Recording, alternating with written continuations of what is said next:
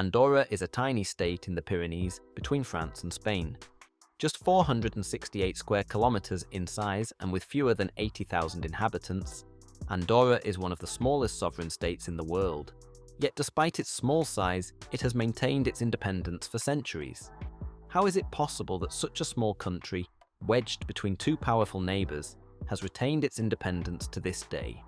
Andorra was founded in 1278 by the so-called Treaty of Pyrenees. This treaty was the result of a conflict between the Bishop of Urgell, located in what is now the Spanish region of Catalonia, and the Count of Foix, a French nobleman. Both laid claim to the territory of Andorra. However, instead of going to open war, they decided to govern Andorra together. The Treaty of Pyrenees stipulated that the Bishop of Urgell and the Count of Foix were to act jointly as co-princes of Andorra, an unusual solution that has endured to this day. But how was it that such a small territory was so valuable that two powerful rulers laid claim to it? Well, Andorra's strategic location in the Pyrenees played a major role. The mountains offered protection from invaders, and the country was ideal for trade between Spain and France. Despite its small size, Andorra was therefore of economic and strategic importance, which prompted the two rulers to compromise rather than conquer the territory outright.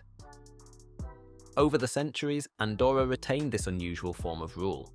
When the family of the Counts of Foix died out, the rights passed to the French crown. Today, the French president shares the role of co-prince with the Bishop of Urgell, although this role is now more symbolic for the president.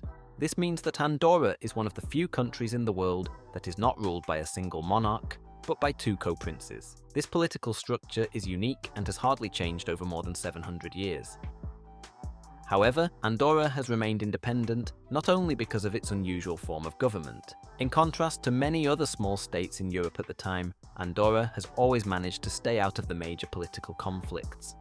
While the neighbouring countries were shaken by wars and revolutions in the 19th and 20th centuries, Andorra remained peaceful. It managed to stay out of the Napoleonic Wars, the World Wars, and even the Spanish Civil War. This neutrality has allowed Andorra to maintain its independence, while other small states in the region have been swallowed up by larger powers. Another reason for Andorra's continued existence as an independent state is its special relationship with France and Spain. It has always maintained close ties with its two large neighbours. Spain and France do not see Andorra as a threat, but as a buffer state that ensures stability in the Pyrenees. Both countries have little interest in annexing Andorra and instead recognise the advantages of a stable, neutral Andorra on their border. Andorra's economic development also played an important role.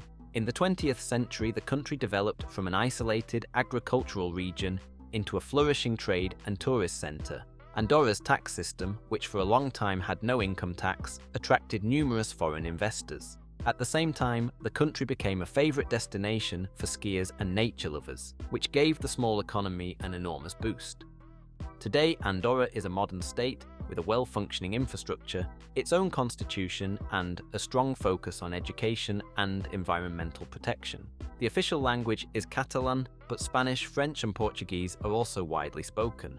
Interestingly, Andorra is still not a member of the European Union, although it maintains close economic relations with EU countries. The country has its own monetary policy, but uses the euro without being an official member of the Eurozone.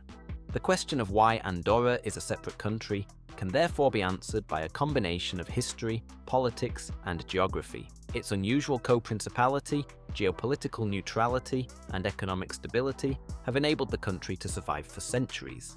That's all for today. Have you ever been to Andorra? Or are you planning to visit this extraordinary country? Let me know your thoughts and impressions in the comments. If you want to learn more about the European continent, I can recommend my video about the disappearance of Poland. Have fun watching it and see you next time. Ciao!